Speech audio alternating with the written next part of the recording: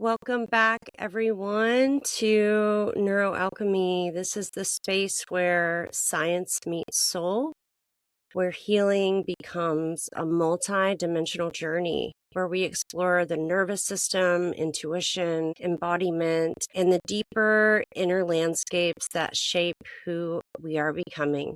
I'm your host, Dr. Sarah Young. And here we define every term as if you're hearing it for the very first time, because clarity creates safety, and safety opens the door to more healing opportunities. Before we begin today's conversation, I want to offer a gentle content note. We will be exploring emotionally complex themes, including narcissistic abuse, trauma, nervous system dysregulation, and intuitive awakening. Please listen in a way that feels supportive for you and your body. Pause when you need to, come back when you're ready. Your pacing matters. Today, I'm joined by someone whose story holds both the grit of survival and the grace of awakening. Chris Wasko is a healing guide whose journey began after cutting contact with her narcissistic parents. That boundary became the doorway to nervous system repair, shadow work, spiritual clarity, and the return of intuitive gifts that trauma had silenced. And she now supports others who are moving through that same terrain, the space between survival and self-return, between trauma and truth, between who she was told to be and who she became. Chris, welcome to our show, and we're so grateful that you're here. Thanks for having me, Sarah. Before we begin, I want to check in with you. How did you arrive today, either physically, emotionally, or energetically, whatever feels true for you right now? I feel good. I feel accomplished in my day. This was a day of checking off my to-do list. So I feel like I was able to do what I wanted to do and got a little ahead even. So that just feels good. That always feels good. Absolutely. Checking those things off the list. Very Thank you. satisfying. Yeah, absolutely. Before we move into your story, I want to gently create some grounding for our listeners out there. There are words that we'll use today that carry a lot of emotional as well as spiritual meaning. Words like narcissistic abuse, trauma, intuition, and awakening. Some people may not know exactly what they mean in lived experience. Would you be open to defining narcissistic abuse and what that means to you in your language? Yes, absolutely. I really like to explain the fact that narcissism is more of a spectrum, because when we define it, it is very much defining the overt narcissist, the grandiose type of narcissist. But narcissism being a spectrum, you can be covert, you can be overt, you can be sociopathic. So recognizing that it is a spectrum, I believe, is an important part of educating ourselves of that journey, especially when we've been in these kinds of relationships. Can you distinguish those terms for us that you just briefly went over for the narcissistic versus sociopath?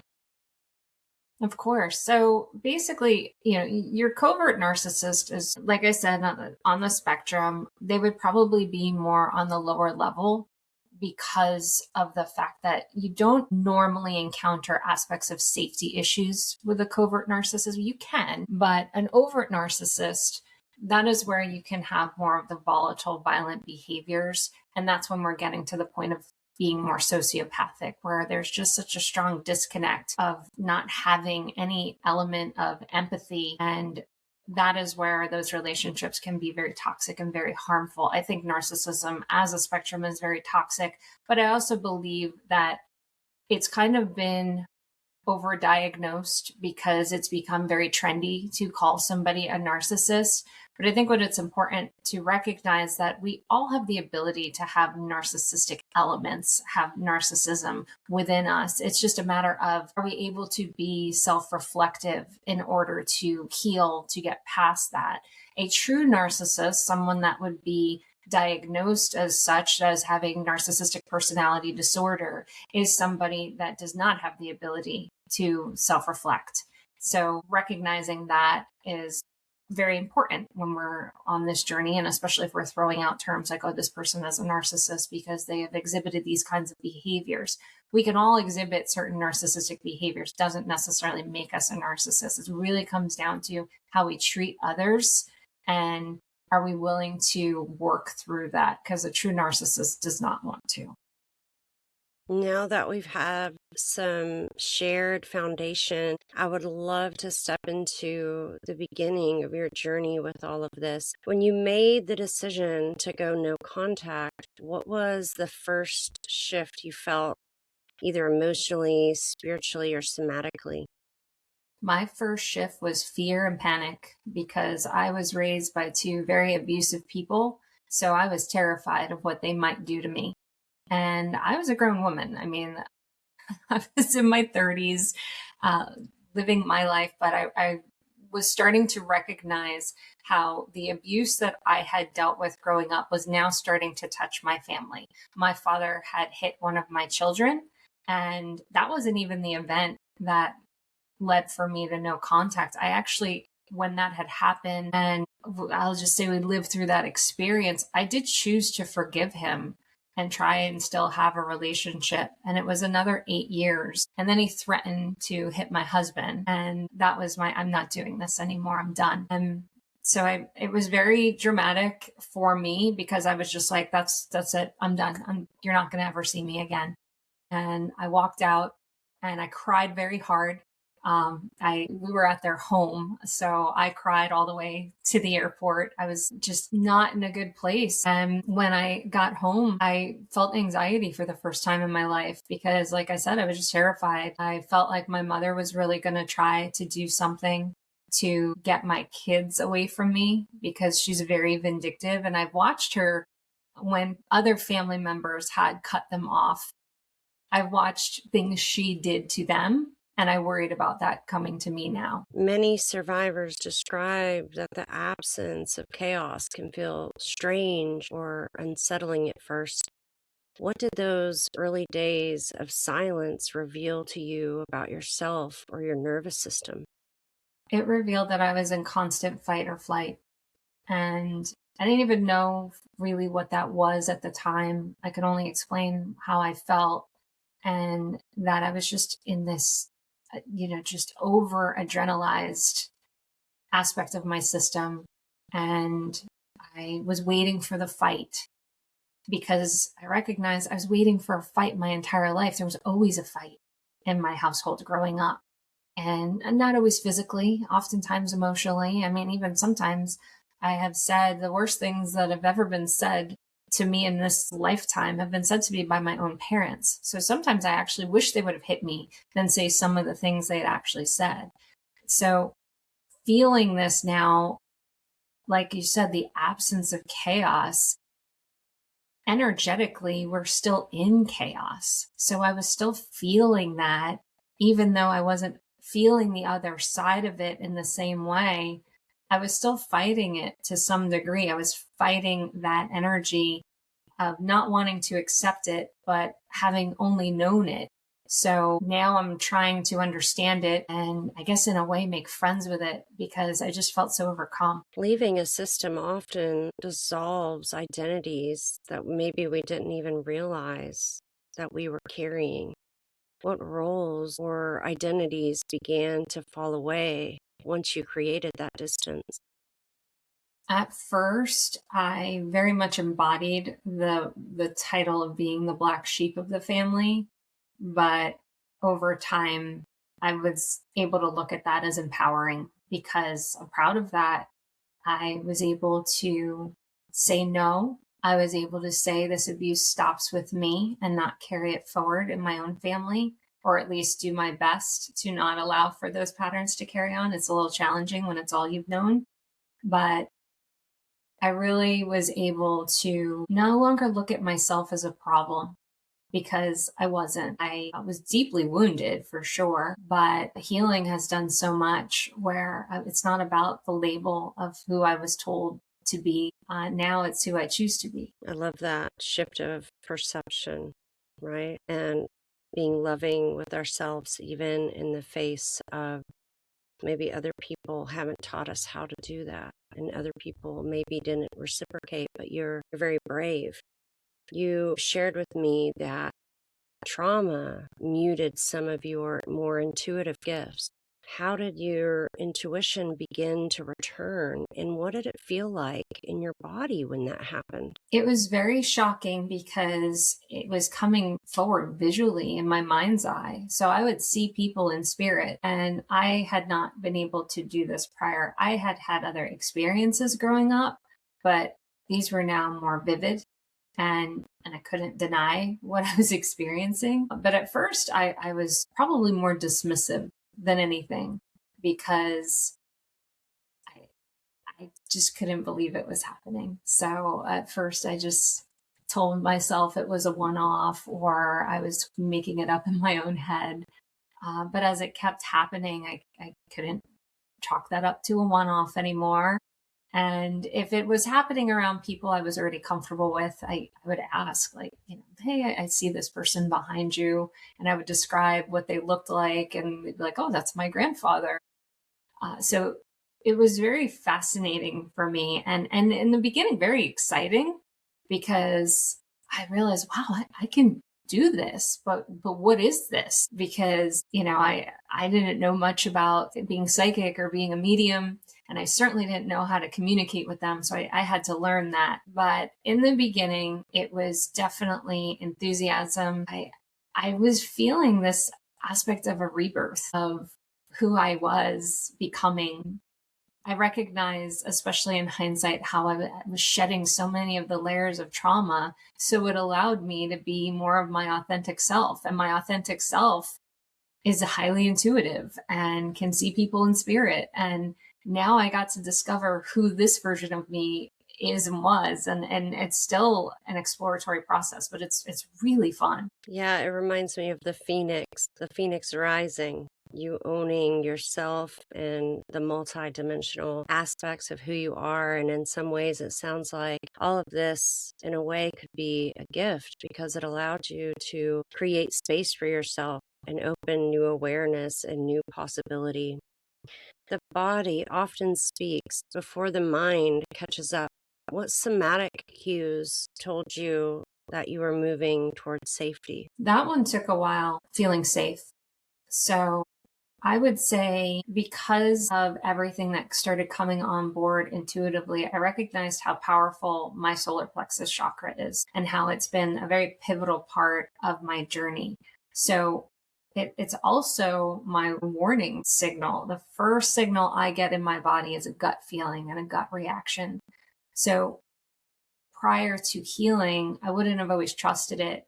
Now I don't even question it anymore. If it's there, I don't have to question. I just know something's either for me or not for me. And experiencing that and with full clarity now is so rewarding.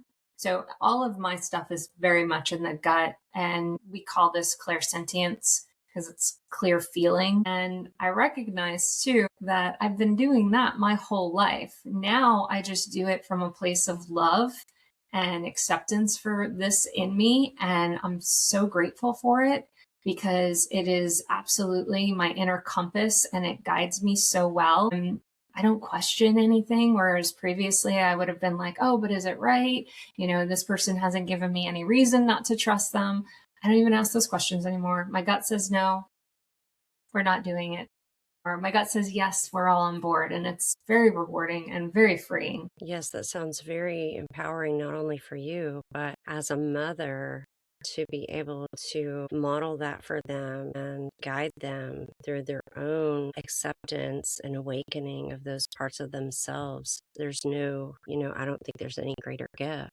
Distance can reveal patterns that were invisible when we were inside them. What did you recognize maybe only after stepping away? Did anything surprise you? How toxic I was because of the environment I grew up in.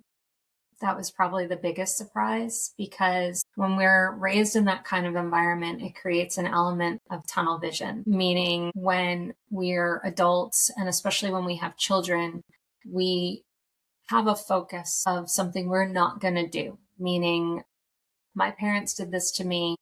I'm not doing this to my kids. So that creates tunnel vision because you become so focused on the things you don't want to repeat. You actually don't become aware or are less aware of the other elements that are still probably a little toxic and not healthy because of that tunnel vision. So, as an example, I swore I would not hit my children because I was hit so severely growing up, definitely beyond what would be justified as a spanking. And I swore I wouldn't do that to my children, but I didn't realize the other elements that I was starting to bring forward. We usually recognize this when we're saying things in our mind or out loud. Oh my gosh, I sound just like my mother, or I sound just like my father. And we're horrified by that because we don't want to be that. So for me, motherhood awoke in a lot of that, of what I really needed to heal, what I needed to work on. And a lot of it was just allowing my children to be heard, to let them feel like they have a voice, because I was never allowed that. And that ultimately led to a thyroid disorder in me.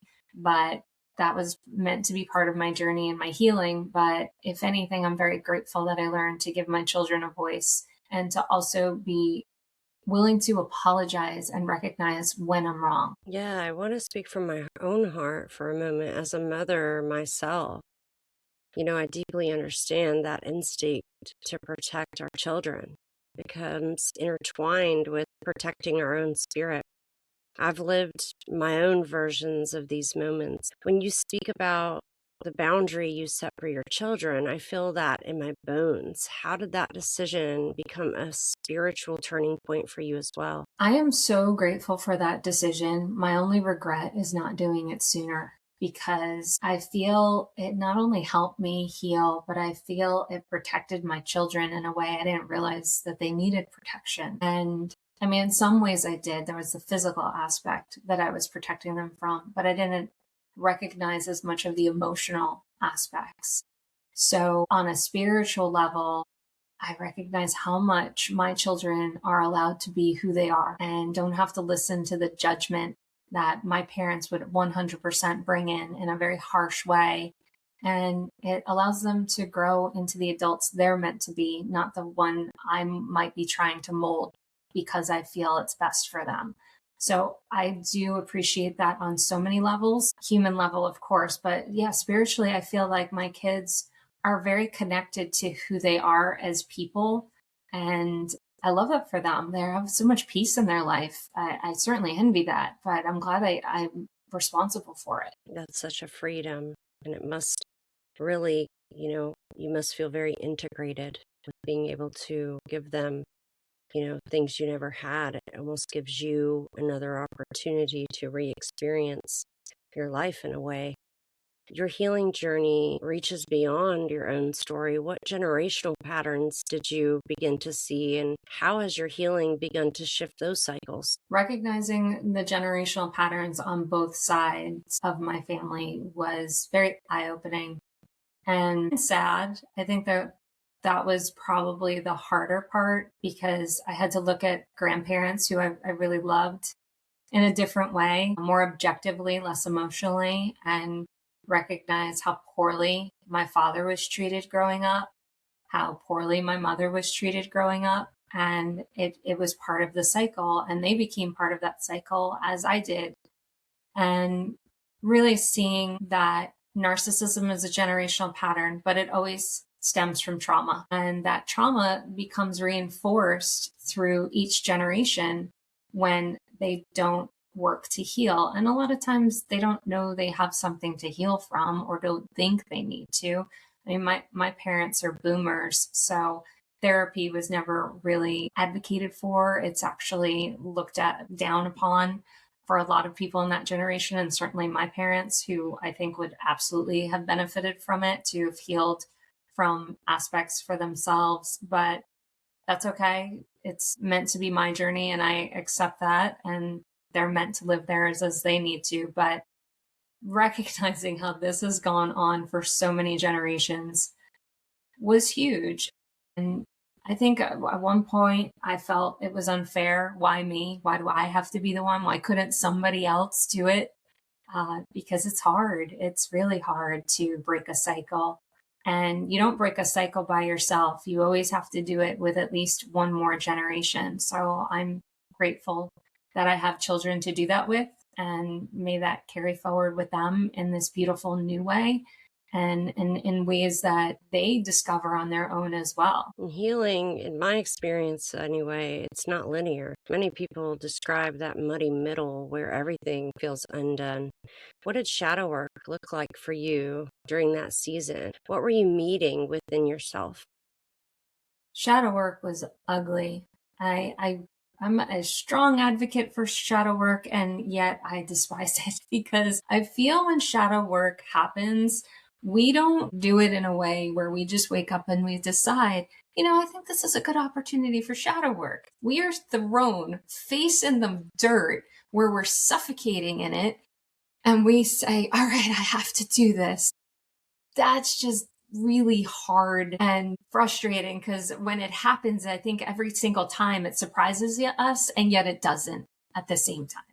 So for me, shadow work was ugly. It's ugly crying, it's anger, it's frustration, it's looking at these sides of me and trying to forgive these versions of me that didn't know better.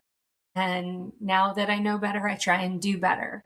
But then things can still come up that surprise us. But shadow work, I think, is so important. But man, when it comes, every time that happens, I'm like, I thought we were done with this. There's always more, isn't there? Always. There's always more layers. Certain emotional layers rise only when the nervous system feels safe enough to feel them.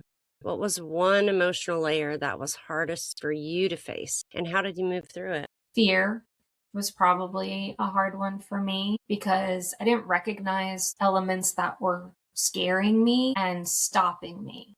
Because I feel, or at least felt prior to, that I'm a pretty strong person and I had already been through so much. So to have had other lingering fears were surprising, but the fears are more subtle when you do a lot of healing. So the louder fears I feel are a little easier to face, but the more subtle, quieter fears like fear of being let down, fear of betrayal, fear of being alone and feeling alone, those are quieter for me. I had more of the outburst types of fear of being hurt physically, emotionally. Those were more in my face. So that was a little easier for me to unpack. But fear of betrayal and people letting me down was a subtle one for me because I didn't realize how much in life I never relied on people because I was so used to them letting me down. The people that were supposed to love me the most in life treated me like they loved me the least. And so that feeling of betrayal and that people don't have my back and support me is one of the bigger ones for me, and probably one I'll still work on for quite some time because, there's that aspect of you want to always be able to let people in, but it's hard to let people in when you've had these aspects of trust challenged over a lifetime. I'm definitely doing a lot better with that than I was. And I'm so blessed now to have such wonderful people in my life that are very loving and supportive. So I feel like a lot of my healing called that in.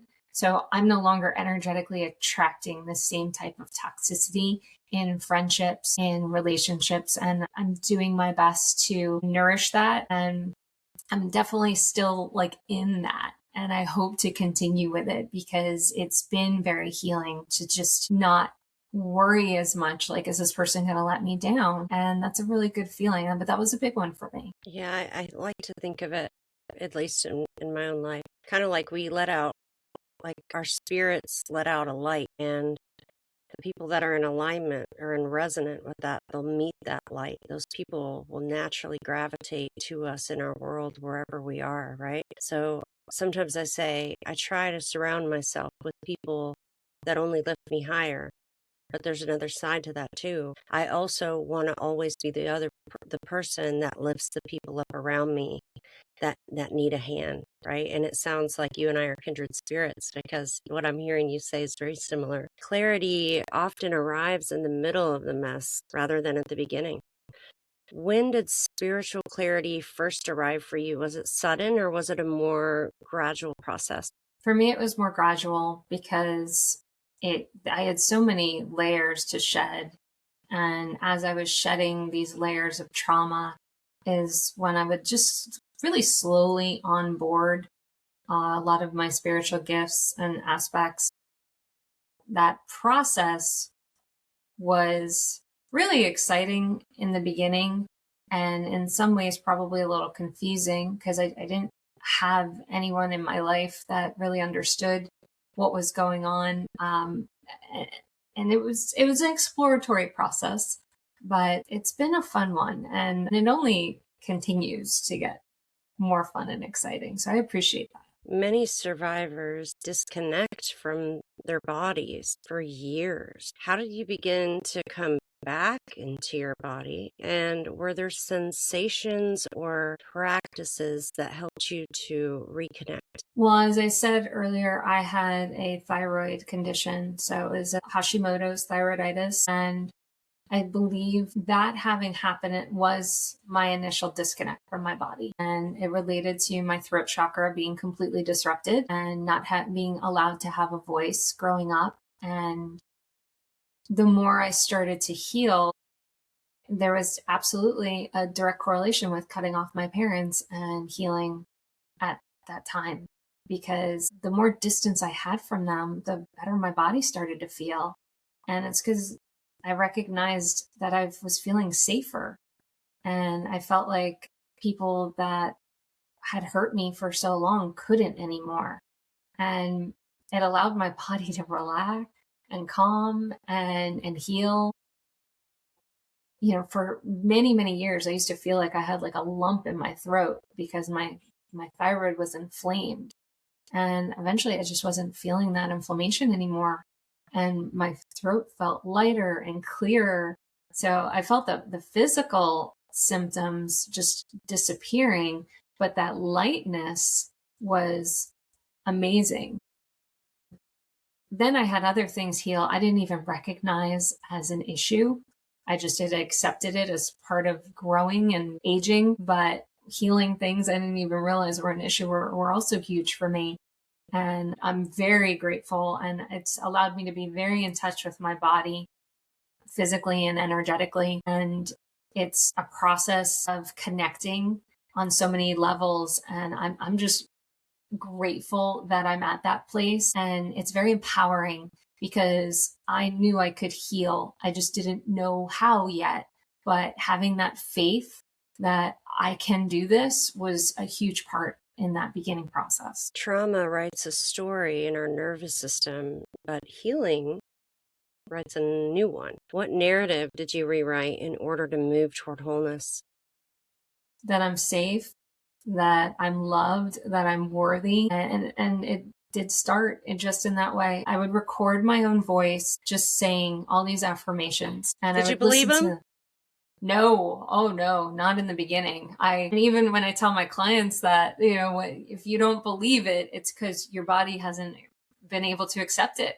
And that's okay. It takes that repetitive training because that's what happened in the beginning is you were repetitively trained because you were hearing the same things over and over and over about yourself. So now you get to rewrite that. You're the author of your story.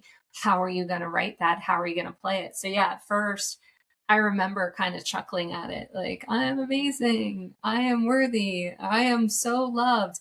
And then the ones that would kind of make me choke up, I knew those were going to take a little more work. But that says a lot. That's part of, you know, your body is your teacher when it comes to that stuff. If your body's resisting something, even especially an affirmation, something you're trying to say to yourself, but your body's not accepting it, then you got to teach it. So yeah, that was a very interesting part of that process. But I'm grateful I stuck with it because I know so many people give it up. They just think it's ridiculous. And I would say it took me a good 3 to 6 months of doing affirmations daily to where I started seeing the results like in life, not just on an energetic level, but just the experiences I was having. I'm so glad you shared that because as well as I do, we live in a world of quick fixes, and so many people want you to like give me the answer to how to fix my life, and it's just going to be better like right now. But in my experience, it's so layered, right? And I'm sure for you too, it's so multidimensional. It's so layered. The awareness is layered, the embodiment, the integration. So I'm so grateful that you shared kind of a timeline with the audience of how that worked for you. You mentioned being open to discussing things that often stay unspoken in healing spaces. What's one truth or insight that you feel ready to name today that maybe you haven't shared publicly before? This always can get personal. For me, because I do a lot of one-on-ones, I go to those deeper places. And because I work with a lot of trauma, I do get a lot of aspects where people are dealing with suicidal thoughts, suicidal feelings, and that's an energy. So getting to that, feel very grateful for the fact that people feel safe enough to have these conversations with me. And I believe it's important to be having these conversations because the more people feel safe to have those conversations, the less likely they are to follow through with those thoughts, feelings, and ultimate actions towards taking their lives. So I do deal with a lot of the heavier stuff. When people come to me, they're coming with their deep, dark stories. So the fact that I'm able to read that energy, I'm able to support that energy and bring a loving presence to that energy. Because I think oftentimes, especially when it comes to suicide, we want to ignore it and hope it'll go away. It doesn't, it's a cycle. So that's why when even experts on suicide, they will even say you can never really stop somebody. It's helping break the cycle that's going on in their mind, their body, and their emotions. So I love that, like I said, people feel safe to have these kinds of conversations with me. Yeah, someone who understands so much of this conversation on so many levels. I don't know about you. Do you feel that in some ways, because you're able to bring light into people's worlds now and you're able to bring healing, in some ways for me, I feel like even though some of the things I went through were just absolutely horrible and I would never wish them on anyone, when I look at how those experiences have since allowed me to transform that into offering healing for others, I almost feel in a way it's kind of a gift. Do you relate to that? Yes, 100%.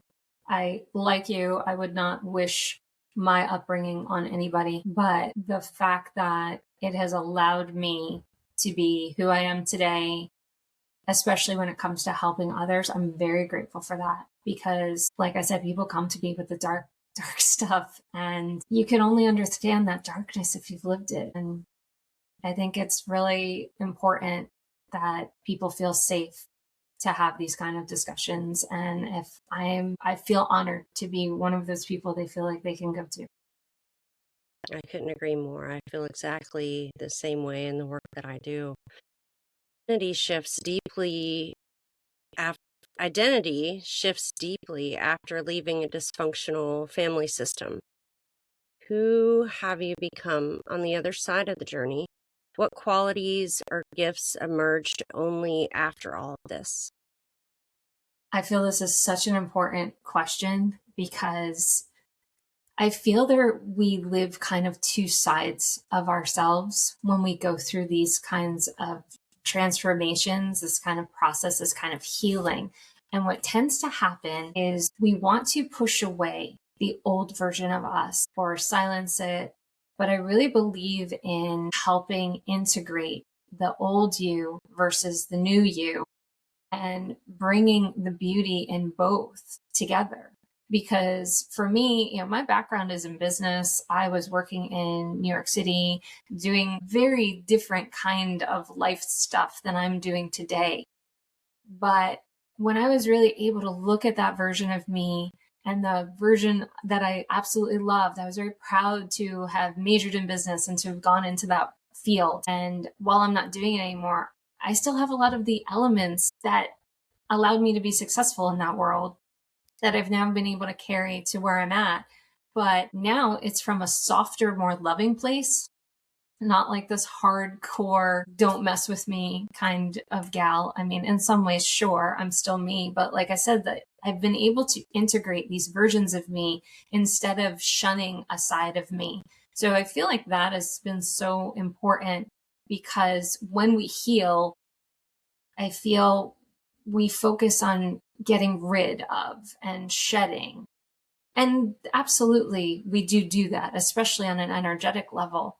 But then there's this, in the rebirth, we're still connecting to these beautiful parts of us that were always there. We're just seeing them in a different light now, and we're able to embrace them and see, okay, how does this work now? Who am I today? And to continue evolving with that, because we are meant to continue to evolve. So now we could do this from a place where we are loving ourselves, embracing all these aspects of us, and it's so powerful. And then life becomes a lot more freeing, not necessarily easy, but I would say easy in comparison to where I was. So for all intents and purposes, you are easing into your process better. And it's beautiful. And really, if you think about it, we're never the same. I mean, in my experience, we're never the same person, right? If you look at yourself a year ago, 5 years ago, 10 years ago, for me, if I feel like if I'm doing my life the way that I intend, with intention, right, with evolution, just like you said, then I'm always trying to be a different version of me, right? And that's a beautiful thing. It's a beautiful thing to always be in that process of becoming. Many listeners are still in those early stages of their own awakening. What do you hope that maybe that they can carry with them from your story today? I hope they carry the hope and faith in themselves, because oftentimes when we have hope, we lack faith because we hope for things to change. But when we also have faith in ourselves that we are the change and we have that power, then we actually can bring that hope to light and reality. I love that. Before we close, I want to offer a simple weekly invitation. So I have something written here, but that's not what I'm going to do. I want you to choose for our listeners if you could offer them like one simple practice that they could practice every day for the next week to maybe embody some of what we've been talking about today. What do you recommend?